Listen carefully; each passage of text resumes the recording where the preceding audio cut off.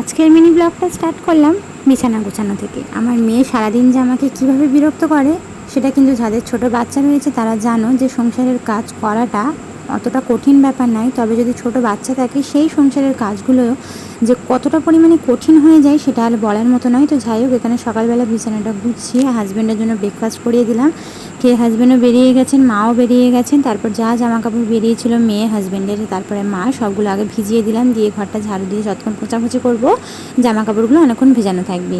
তো এখানে ঘর, দালান, পাশ সবভাবে ভালোভাবে আমি পোঁচাপুচি করে নেবো। আর মেয়ে দেখতে পাচ্ছ কী পরিমাণ আমাকে বিরক্ত করছে, যেহেতু মাও বাড়িতে নেই, কেউ ওকে ধরার মতো নেই, তাই আমার পদে পদে ঘুরঘুর করছে আর কি।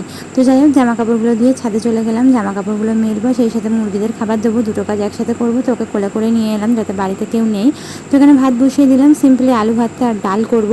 তো এখানে রান্নাবান্না কমপ্লিট করে গোসল করে এই যে খাওয়া দাওয়া করতে বসে পড়লাম। আর কিন্তু এইভাবেই আজকের সকাল থেকে দুপুরটা কাটিয়ে নিলাম।